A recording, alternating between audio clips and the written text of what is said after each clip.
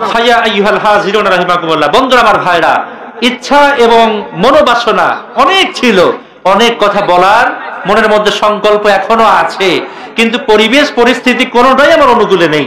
এজন্য আমি কথা বলতেও কষ্ট পাচ্ছি, আর গাড়ি স্টার্ট দেওয়ার পর আমাকে বারবার থামায় দেওয়া হচ্ছে। এখন বারবার থামায় দেওয়া গাড়ি কতবার ধাক্কানো যায় বলেন দেখি? তারপরে প্রধান মেহমান আসছেন, হয়তো এর ফাঁকাফাঁকি কিছু কথা এভাবেই বলে যেতে হবে। আল্লাহ তাআলা আজকের এই মাহফিলকে কবুল করুন, জোরে বলি আমিন। হযরতুল আল্লাহ মাওলানা এম হাসিবুর রহমান সাহেব, জোরে বলি মারহাবা।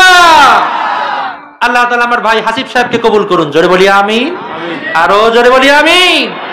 কর্তৃপক্ষ থেকে সিদ্ধান্ত বরকতান, আমি বেয়াদবি করব না, কারণ মেহমান চলে আসলে কথা বলাটা চরম পর্যায়ের বেয়াদবি, কিন্তু আমাকে অর্ডার করা হয়েছে, অনুমতি দেওয়া হয়েছে যে হুজুরকে পাশে বসিয়ে রেখে একটু কথা বলতে হবে, কয়েক মিনিট। ভালো আছেন হুজুর? আলহামদুলিল্লাহ, জি আলহামদুলিল্লাহ। তো হুজুর যেহেতু পাশে চলে এসেছেন, অনেকেই চিন্তা ভাবনা করেছিলেন যে আমরা কিছু দিব। এর আগে চেয়ারম্যান সাহেবেরা বারবার কথা বলার কারণে আমাদের অনেক কষ্ট হয়েছে। এর মধ্যে কেউ চাইলে এখানে জমা দিতে পারেন, সবার নামে ঘোষণা হবে ইনশাআল্লাহ।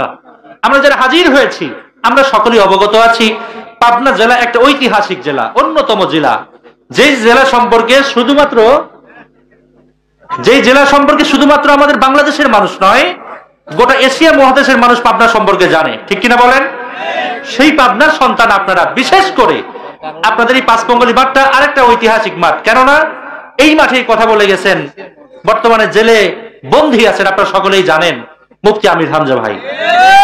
আমরা দোয়া করব রব্বুল আলামিন যেন নির্দোষ এই মানুষগুলোকে আবার কোরআনের এই ময়দানে ফিরিয়ে দেয়, জোরে বলি আমিন। বন্ধুরা আমার ভাইরা, একটা সময় বদরের প্রান্তরে যখন 313 জনের ডাক দিয়েছিল, 313 জন কোরআনের জন্য ময়দানে নেমে পড়েছিল। আজকে গোটা বাংলাদেশের মানুষ নয়, এই পাঁচপঙ্গলী এলাকা থেকে 313 জন মানুষ যদি মাথায় কাফনের কাপড় বেঁধে রাজপথে নেমে পড়ে, আমি রাশিদুল হাসান রাশেদ সিদ্দিকীর বিশ্বাস একজন মানুষ কোরআন প্রেমিক মানুষগুলোর সামনে দাঁড়াতে পারবে না। শুধু তাই নয়, মুহূর্তের মধ্যে এই পাঁচপঙ্গলী তথা পাবনা থেকে শয়তান এবং নাস্তিক গুলো পালিয়ে যাবে। চিল্লায় বলতে হবে কথা ঠিক কিনা? এই কোরআনের পক্ষে যদি আমাদের ডাক চলে আসে, আল্লামা হাসিবুর রহমান সাহেবের পক্ষ থেকে, আমি গুনাহগারের পক্ষ থেকে যখন কোনো সময় যদি কোরআনের পক্ষে যাওয়ার জন্য ডাক চলে আসে, যাওয়ার জন্য রাজি আছি কারা কারা? দুইটা হাত টান টান করে দেখায়।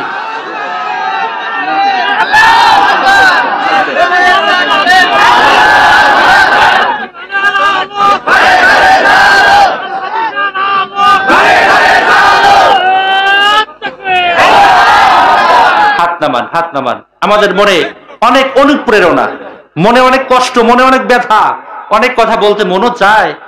বিষয়টা হয়েছে কেমন, আমরা তো অনেকেই গ্রামের মানুষ, একটু ওয়েট, গ্রামে কিন্তু গরুর মুখে টোনা লাগানো হয়। আমার হাসিব ভাই সিলেটের মানুষ, বুঝবেন কিনা, গরুর মুখে টোনা লাগানো হয়, টোনা। তো আপনারা বলেন তো দেখি, টোনা লাগালে পারে কিন্তু বাহির থেকে মুখ দেখা যায়, দেখা যায় কি যায় না? দেখা যায়। আপনারা অনেকেই গরু পালেন, বুঝতে পারবেন। কিন্তু গরুর এই মুখে টোনা লাগানো অবস্থায় যদি ইচ্ছা করে গরু, সে কিন্তু পানি খেতে পারে, পারে কি পারে না? পারে। কিন্তু ঘাস, খের, খড় এগুলো কিন্তু গরু ভালোভাবে খেতে পারে না। তো আজকে আলেম ওলামাদের মুখে পড়ায় দেওয়া হয়েছে টোনা।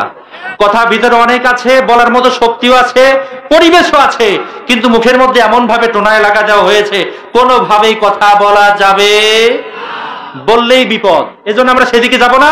আজকের এই মাহফিল ঐতিহাসিক মাহফিল, আলোচনা করেছিলাম সূরা আন-নাজিয়াত, সেই দিকে যাব না। শুধুমাত্র এতটুকু বলবো, এই আন-নাজিয়াত সূরার মধ্যে 37 নম্বর আয়াত থেকে 41 নম্বর আয়াতে কারিমার মধ্যে সীমা লঙ্ঘনকারীদের কথা বলা হয়েছে। আমরা সীমা লঙ্ঘনকারীদের পক্ষে কি থাকতে পারি? জোরে বলেন পারি? আমরা সেই দিকে যাব না। সীমা লঙ্ঘনকারী আমরা ততক্ষণ পর্যন্ত হতে পারবো না যতক্ষণ আমরা 4টা পয়েন্টের উপর আমল করতে চেষ্টা করব। কয়টা পয়েন্ট? 4টা। 1 মিনিটে বলে দিব। 4টা পয়েন্টের উপর আলোচনা। 1 নম্বর হলো আল্লাহ তাআলার অস্তিত্বের উপর বিশ্বাস করা। আল্লাহ তাআলার অস্তিত্বের উপর যদি কেউ বিশ্বাস না করে, সে সীমা লঙ্ঘনকারীদের অন্তর্ভুক্ত হয়ে যাবে। ব্যাখ্যা দেওয়া যাবে না, সময় নেই। 2য় নম্বর হলো আল্লাহ তাআলার গুণের উপর বিশ্বাস করা। 3য় নম্বর হচ্ছে আল্লাহ তাআলার ক্ষমতার উপর বিশ্বাস করা। আর 4র্থ নম্বর হলো আল্লাহ তাআলার হুকুম এবং আহকামের উপর বিশ্বাস করা। এই 4টা জিনিসের উপরে যারা থাকবে, আল্লাহ তাআলা বলেন যে তারা সীমা লঙ্ঘনকারী কখনোই হবে না। আল্লাহ তাআলা